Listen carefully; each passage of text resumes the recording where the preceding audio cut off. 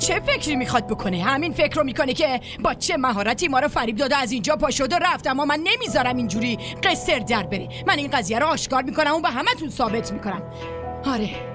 آره سمین میدونه. سمین رو صدا میزنم. سمین رو صدا نزنیم مامان. شما همین چند ساعت پیش ناراحتش کردین. شما با حال مشکل داری مگه نه؟ تا کی میخواین باهاش اختلاف داشته باشین مامان؟ سمین چرا؟ حالم هست. حالا رو هم صدا میزنم. اون وقت همه ماجرا براتون رو میشه. حالا به این ماجرا هیچ ربطی نداره.